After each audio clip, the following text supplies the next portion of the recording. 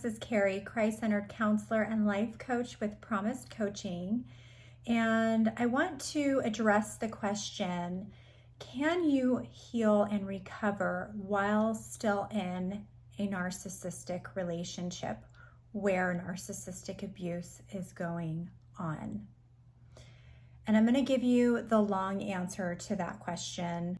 And I'm going to break it down for you to help you understand why this is a very difficult thing to do. So when we are in a narcissistic relationship where we are enduring abuse day in and day out, what's happening is you're constantly being exposed to trauma, and your body is constantly enduring and having to function in a trauma response state. So when that's going on, it makes it really difficult for you to think clearly because you're constantly being gaslit. It makes it really difficult for you to be emotionally stabilized and regulated to where you can gain clarity and start to sift through a lot of the confusion that you're dealing with in the relationship. And when that is the case, healing and actually going through the recovery process from the trauma that you have endured becomes nearly impossible. So what we really need to ask ourselves is, what boundaries do we need to set? And what consequences do you need to set in order to get to a place where you can begin to heal, where you can begin to emotionally regulate and gain clarity and be able to recover from the abuse that you've endured for so long? And I have never seen it happen where a victim is still in the relationship. There might be people out there that could tell you otherwise. I've never actually seen it. I've seen people lie to themselves and tell themselves that they can and tell themselves that they have, that truly really haven't. And it takes years to actually heal and recover from a narcissistic relationship post leaving it. So somebody who's still in it and still dealing with the chronic abuse is not going to be able to do that. It's a different story when the abuser seeks treatment and wants to get help and wants to change and wants to work on the healing process together. But in most cases, that is not the case. And so staying in an abusive relationship is going to prevent you from being able to move into healing and ultimate recovery from the narcissistic abuse. So I would encourage you to, if you haven't done this already, put an intervention in place to try and encourage your partner to get treatment.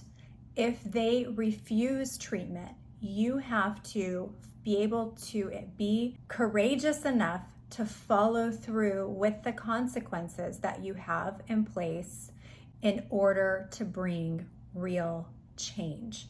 Because if you don't, nothing is going to change. It's going to be the same cycle of broken promises and lies and confusion and manipulation and control, and it's going to be the same cycle over and over again. It goes on repeat. If you've been in this relationship for 10, 15, 20 years, you know this. You've seen this again and again and again. Nothing ever changes until you change, because he's not going to. Just accept the fact. This comes down to radical acceptance. We have to be radically accepting of who people are. We have to be radically accepting of the truth and the reality of the situation, which is constantly getting distorted by the narcissist.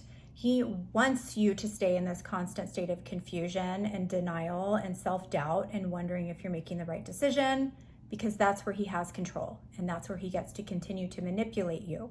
So You need to remove yourself from that situation. The only way that you are going to be able to heal and gain clarity and move into a state of recovery is if you get out of the situation. And I would highly recommend getting out of the situation prior to his treatment, if he even is willing to go through treatment.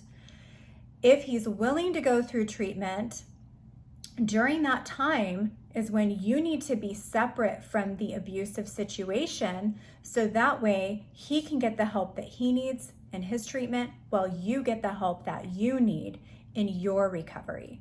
So you're both working on yourselves at the same time. If he's not willing and committed to doing the same thing that you are on working on your healing, then it's not going to work. It's going to be this constant, this continuous power struggle on both ends. He wants power and you're trying to heal. It's not going to happen. You have to come to a place to understand you've said all that you need to say. You've done all that you can possibly do in this relationship.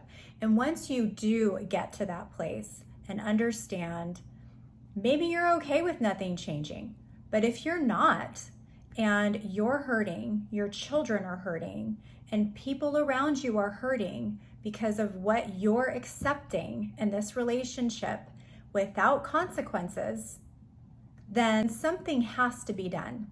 And you're going to eventually come to a place where you want change to happen, and you'll be almost willing to do just about anything to make it happen. The narcissist is never going to be willing to put you first. It's always about him first, his desires, his ideals, his truth.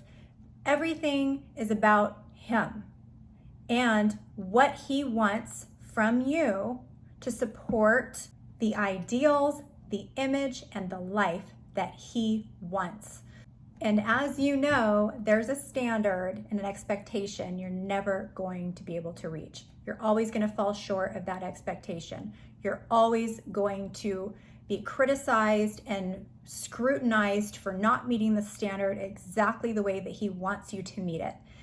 It's never going to be enough. You're always going to be under fire for everything that doesn't go right in his life. And this is about his own insecurities. He is furious at you that he's not as good as you are at certain things. And he's furious at you that all of his shortcomings and all of his insecurities come out in the wash and are being exposed. He knows that you see him. He knows it and he hates it. And he even projects it onto you and hates you for it. Is he loving you? No, he's hating you. His actions and his contradicting words consistently show that he's not loving you.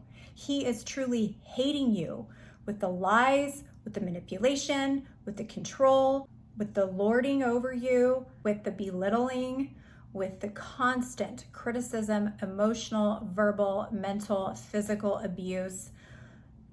None of that is love. That is the opposite of love. So when we begin to be honest with ourselves about the reality of our situation, then we can start making real decisions to cause real change to take place. And if the change doesn't happen with him, that is not your responsibility. It's your responsibility to let go of that responsibility, because that can only be done by him on his end. And at least if he's unwilling to change, you're going to begin to see a drastic change within yourself and your future. So I encourage you to seek out information about the situation that you're in. I encourage you to educate yourself on what the next steps you can take are, and I can help you in that.